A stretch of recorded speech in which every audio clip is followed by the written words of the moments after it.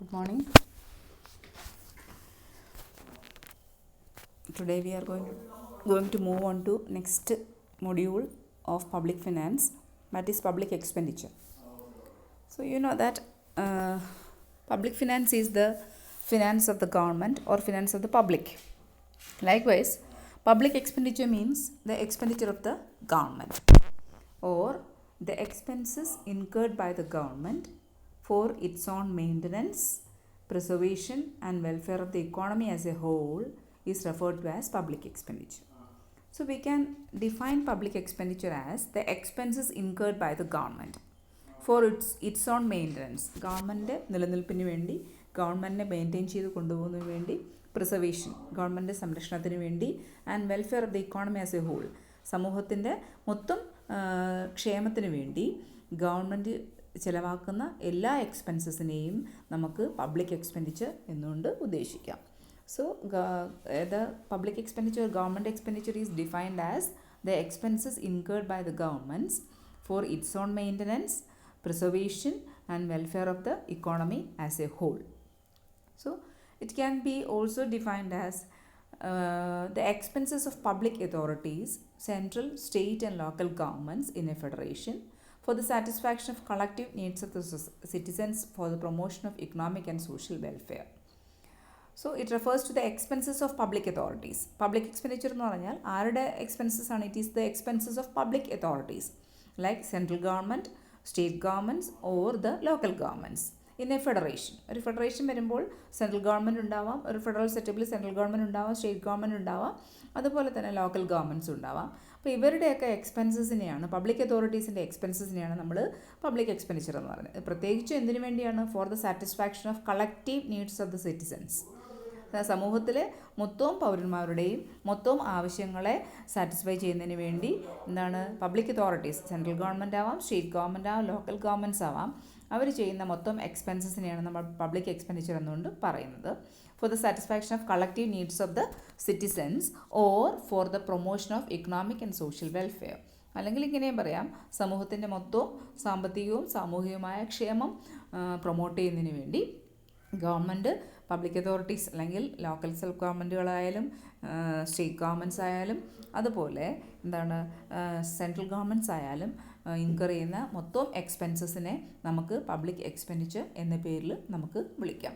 So it is referred to as expenses of public authorities like central, state and local governments for the satisfaction of collective needs of the citizens or for the promotion of economic and social welfare. So we know that modern states are welfare states. So they have so many functions to perform. So many developmental functions are to be performed by the modern states like education, providing education. They have to provide public health. They have to provide social security. They have to provide irrigation facilities, canals, drainage facilities, roads, buildings, etc. So all these are the functions which are performed by the modern governments. So for performing these functions, the governments have at the central level or as well as at the state level as well as at the local level, they need some expenses. For all these expenses which are incurred on such activities are called public expenditure. So that is, there may be so many developmental functions which are undertaken by the governments of modern age because they have to perform many functions like providing education, public health, social security measures, irrigation facilities, canal, drainage, roads, buildings, etc. So providing all these functions or all these amenities for the people, the government needs some expenses. So such expenses are called public expenditure. So in the study of public finance, this concept of public expenditure is of very importance. So this is an important part and parcel of the study of or the subject matter of public finance. Public finance വളരെ പ്രധാനപ്പെട്ട ഒരു ഭാഗമാണ് public expenditure എന്ന് പറയുന്നത്. There are mainly two reasons for this. Why we are giving more importance to public expenditure in public finance. We are giving importance to public expenditure, the concept of public expenditure in public finance because of mainly two reasons. രണ്ട് പ്രധാനപ്പെട്ട കാരണങ്ങൾ കൊണ്ടാണ് നമ്മൾ പറയുന്നത്. So the first important reason is that the economic activities of the state has increased manifold. So I have already mentioned that modern states are welfare states. They have to perform so many functions, but the states in the states in the ancient periods, so the in those periods, in the in the ancient periods, the states have only limited functions to perform. But now the economic activities of the state have increased manifold. അപ്പം ഓരോ രാജ്യങ്ങളുടെയും സാമ്പത്തിക പ്രവർത്തനങ്ങൾ ഭയങ്കരമായിട്ട് പല മടങ്ങ് വർദ്ധിച്ചിട്ടുണ്ട്. അതുകൊണ്ട് പബ്ലിക് എക്സ്പെൻഡിച്ചർ വളരെയധികം പ്രാധാന്യം അർഹിക്കുന്നു. The economic activities of the state have increased manifold. രാഷ്ട്രങ്ങളുടെ സാമ്പത്തിക പ്രവർത്തനങ്ങൾ പല മടങ്ങിൽ ആയിട്ട് വർധന ഉണ്ടായിട്ടുണ്ട്. മാത്രമല്ല, the nature and volume of public expenditure have greatly affected the economic life of the country in a different manner. അതായത് മാത്രമല്ല, ഈ പബ്ലിക് എക്സ്പെൻഡിച്ചറിൻ്റെ അളവും ഈ പബ്ലിക് എക്സ്പെൻഡിച്ചറിൻ്റെ നേച്ചറും അതിൻ്റെ പ്രകൃതവും that have greatly affected the economic life of the people in a different manner. അപ്പോൾ രാഷ്ട്രത്തിൻ്റെ ജനങ്ങളുടെ എല്ലാം ലൈഫിനെ ഒരു പ്രത്യേക രീതിയിൽ, ഒരു വേറൊരു രീതിയിലാണ് ഈ പബ്ലിക് എക്സ്പെൻഡിച്ചറിൻ്റെ ഒരു അളവും പബ്ലിക് എക്സ്പെൻഡിച്ചറിൻ്റെ ഒരു പ്രകൃതവും ബാധിച്ചിട്ടുള്ളത്. ഉദാഹരണം, it has affected the production and distribution and general level of economic activities. അതായത് അത് പ്രൊഡക്ഷനെ സ്വാധീനിച്ചിട്ടുണ്ട്, ഡിസ്ട്രിബ്യൂഷനെ സ്വാധീനിച്ചിട്ടുണ്ട്, മൊത്തം ഇക്കണോമിക് ആക്ടിവിറ്റീസിനെ മൊത്തത്തിൽ ഈ പബ്ലിക് എക്സ്പെൻഡിച്ചറിൻ്റെ വോള്യവും അതുപോലെ പബ്ലിക് എക്സ്പെൻഡിച്ചറിൻ്റെ നേച്ചറും സ്വാധീനിച്ചിട്ടുണ്ട്. അതായത് പബ്ലിക് എക്സ്പെൻഡിച്ചർ കൂടുമ്പോൾ സ്വാഭാവികമായിട്ട് നമ്മുടെ എക്കോണമിയിലെ പ്രൊഡക്ഷൻ കൂടും, നമ്മുടെ ഡിസ്ട്രിബ്യൂഷനെ സ്വാധീനിക്കും, അതുപോലെ തന്നെ നമ്മുടെ മൊത്തം ഇക്കണോമിക് ആക്ടിവിറ്റീസിനെയൊക്കെ സ്വാധീനിക്കും. അപ്പോൾ ആ രണ്ട് പ്രധാനപ്പെട്ട കാരണങ്ങൾ കൊണ്ട് നമ്മുടെ public expenditure is very important. First is എന്താണ്, economic activities of the states have increased manifold. രാഷ്ട്രങ്ങളുടെ എക്കണോമിക് ആക്ടിവിറ്റീസ് പല മടങ്ങ് വർദ്ധിച്ചിട്ടുണ്ട്, അതൊരു കാരണമാണ്. Then the nature and volume of public expenditure have greatly affected the economic life of the country in a different manner. മാത്രമല്ല, എന്താണ്, ഈ public എക്സ്പെൻഡിച്ചറിൻ്റെ നേച്ചറും വോള്യൂമും അതിൻ്റെ പ്രകൃതവും അതിൻ്റെ അളവും എന്താണ് നമ്മുടെ എക്കണോമിക് ലൈഫിനെ, നമ്മുടെ സാമ്പത്തിക പ്രവർത്തനങ്ങളെ വളരെ വലിയ രീതിയിൽ സ്വാധീനിച്ചിട്ടുണ്ട്. കാരണം it has affected our production, it has affected our distribution as well as it has affected the general economic life, general economic activities. മൊത്തം സാമ്പത്തിക പ്രവർത്തനങ്ങളെയൊക്കെ ഈ പബ്ലിക് എക്സ്പെൻഡിച്ചർ സ്വാധീനിച്ചിട്ടുണ്ട്. അതുകൊണ്ട് because of these two reasons public expenditure is of very much importance in public finance. So we have said that in ancient periods there was a laissez-faire economy in the that has existed in many parts of the world.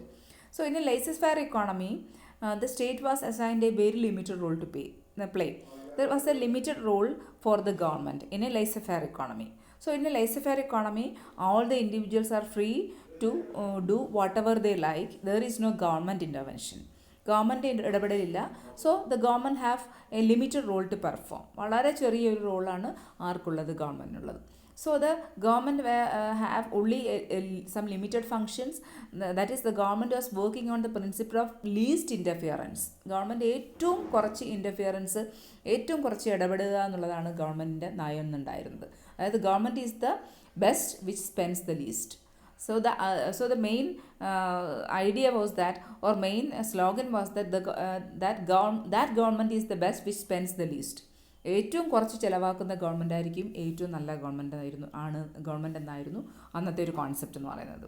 The government which spends least is the best government. ഏറ്റവും കുറച്ച് ചിലവഴിക്കുന്ന government ആയിരിക്കും ഏറ്റവും നല്ല government എന്നുള്ള ഒരു idea ആയിരുന്നു പണ്ടുണ്ടായിരുന്നത്. അപ്പോൾ ലേസഫെയർ ഇക്കോണമിയാണ് ഉണ്ടായിരുന്നത്.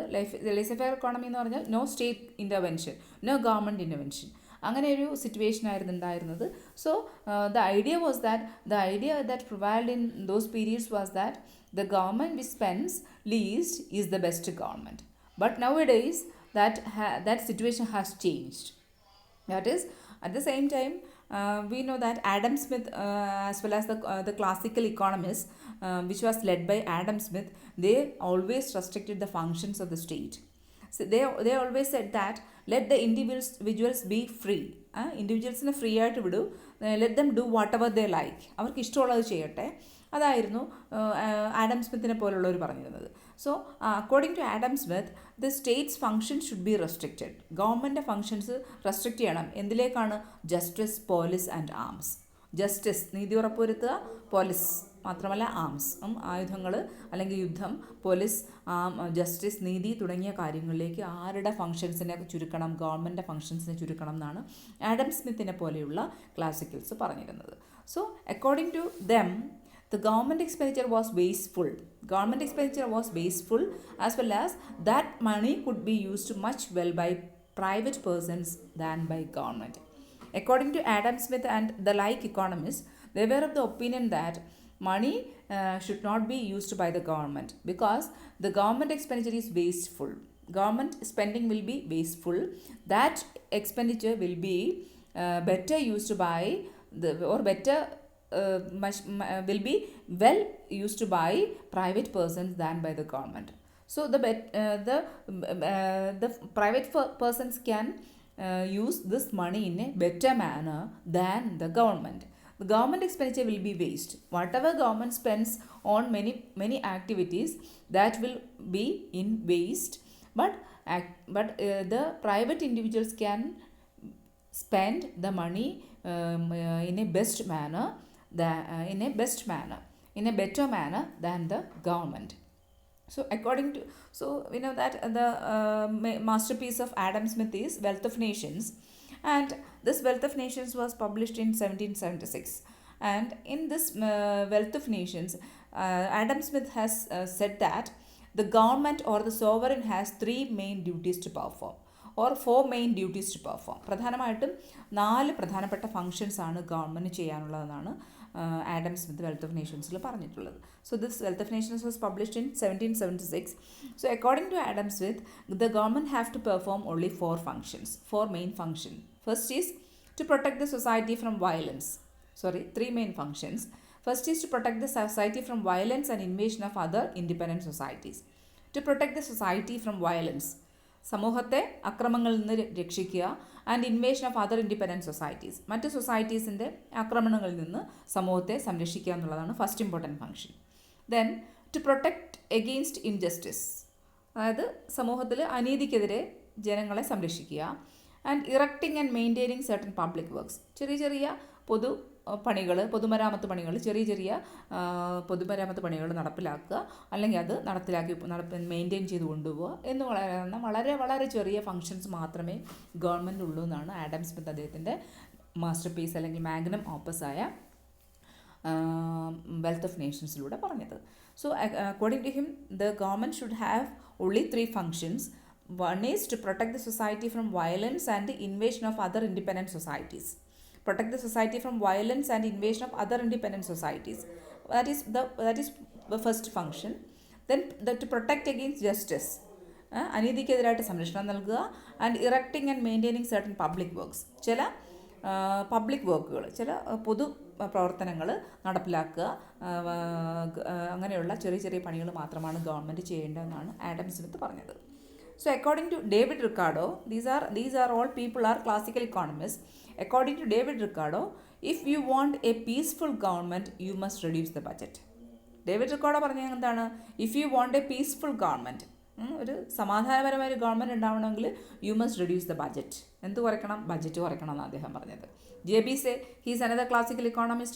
He has also opined that the very system of all plans of finance is to spend little, and the best of all taxes is that which is least in amount.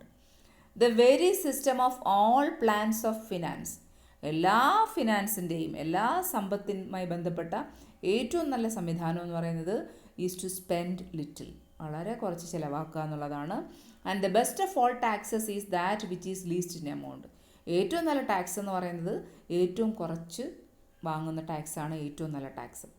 അപ്പം എല്ലാ ഫിനാൻസിലും എല്ലാ സമ്പദ് സംവിധാനത്തിലും ഏറ്റവും നല്ലത് എന്ന് പറയുന്നത് ഏറ്റവും കുറച്ച് ചിലവഴിക്കുന്ന സംവിധാനവും ഏറ്റവും നല്ല ടാക്സ് എന്ന് പറയുന്നത് ഏറ്റവും കുറഞ്ഞ ടാക്സേഷനുമാണെന്നാണ് JB Say, another classical economist. He also opined like that. അപ്പോൾ ഇവരെല്ലാം പറയുന്നത് വെച്ചാൽ government function should be limited, government expenditure should be limited, there should not be much government expenditure, the government function should be limited എന്നാണ് ഈ എക്കോണമിസ്റ്റുകളെല്ലാം. David Ricardo ആയാലും അതുപോലെ Adam Smith ആയാലും JB Say ആയാലും, all these people have wanted less government intervention or less government expenditure or less public expenditure.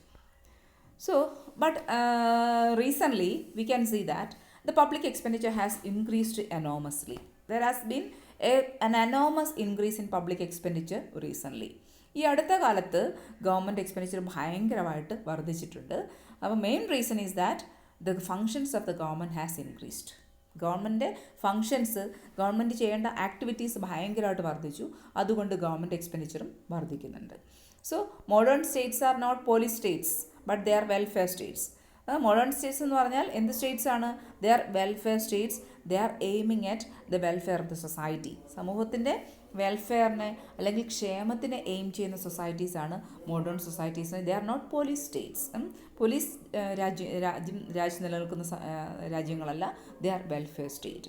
And മാത്രമല്ല they have to perform so many functions. ധാരാളം functions അവർക്ക് ചെയ്യാനുണ്ട്. So that's a German economist. His name is Adolf Wagner. You have to study a hypothesis called Wagner's hypothesis in the subsequent portions. We have to study a Wagner's hypothesis. So Adolf Wagner, he is a German economist, and he has written in his book, the name of the book is Law of Increase of State Activities. The book written by Adolf Wagner is The Law of Increase of State Activities. Law of Increase of State Activities. രാഷ്ട്രത്തിൻ്റെ പ്രവർത്തനങ്ങളിലുള്ള വർധനവിനെ കുറിച്ചുള്ള law ആണ് Law of Increase of State Activities. So in his book, Adolf Wagner has opined that comprehensive comparison of different countries and different times show that among progressive people with which alone we are concerned, an increase regularly takes place in the activity of both central and local governments. This increase is both intensive and extensive. So Adolf Wagner, in his book Law of Increase of State Activities, has stated that അദ്ദേഹം പറഞ്ഞ കാര്യമാണ് ഈ പറയുന്നത്, comprehensive comparison of different countries. അതായത് വ്യത്യസ്തങ്ങളായ രാജ്യങ്ങളെ നമ്മളൊന്ന് സമഗ്രമായി കമ്പയർ ചെയ്ത് കഴിഞ്ഞാൽ, ആൻഡ് ഡിഫറെൻറ്റ് ടൈംസ്, വ്യത്യസ്തങ്ങളായ സമയത്തുള്ള വ്യത്യസ്തങ്ങളായ രാജ്യങ്ങളെ നമ്മൾ സമഗ്രമായി ഒന്ന് കമ്പയർ ചെയ്ത് കഴിഞ്ഞാൽ എന്താണ്? ഷോ ദാറ്റ്, അത് കാണിക്കുന്നത് എന്താണ്? Among progressive people with which alone we are concerned. Among progressive people എങ്ങനെയുള്ള ആൾക്കാരുടെ ഇടയിലാണ്? മുന്നോട്ട് പുരോഗതി ആഗ്രഹിക്കുന്ന, പുരോഗതിയിലേക്ക് പോകാൻ ആഗ്രഹിക്കുന്ന രാജ്യങ്ങളുടെ ഇടയിൽ, ജനങ്ങളുടെ ഇടയിൽ അവരെക്കുറിച്ച് മാത്രമാണ് നമ്മൾ പറയുന്നത്. നമ്മൾ കൺസേൺ ആയിട്ടുള്ളത് നമ്മൾ അവരെക്കുറിച്ച് മാത്രം പറയാനാണ് ആഗ്രഹിക്കുന്നത്. അങ്ങനെയുള്ള ആൾക്കാരുടെ ഇടയിൽ an increase regularly takes place in the activities of both the central and state local governments. An increase regularly takes place.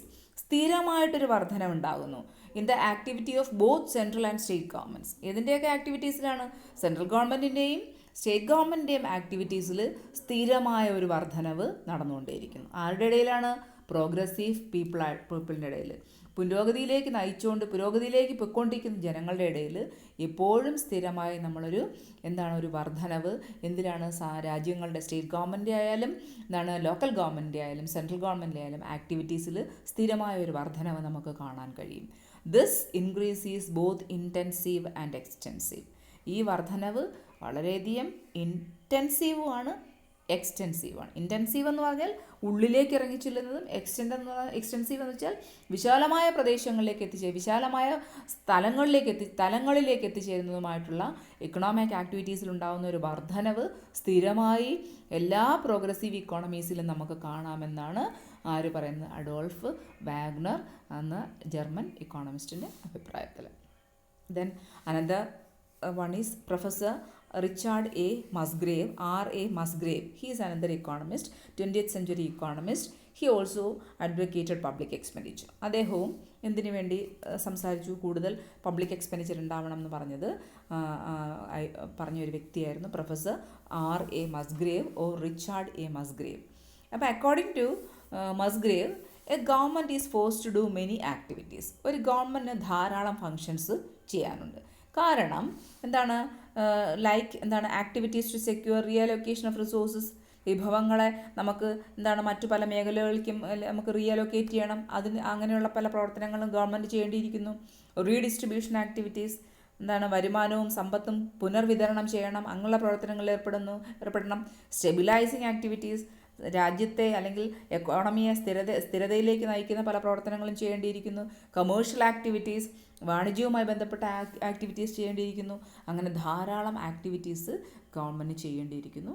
അതുകൊണ്ട് മസ്ഗ്രേവിനെ പോലെയുള്ള എക്കോണമിസ്റ്റുകളും പറഞ്ഞെന്താണ്, they should be more importance for public expenditure. Public എക്സ്പെൻഡിച്ചറിന് പ്രാധാന്യം കൊടുക്കണമെന്നാണ് മസ്ഗ്രേവിനെ പോലെയും അഡോൾഫ് വാഗ്നർ പോലെയുള്ള എക്കോണമിസ്റ്റുകൾ പറഞ്ഞത്. പക്ഷേ ക്ലാസിക്കൽ എക്കോണമിസ്റ്റുകൾ they were always against public expenditure.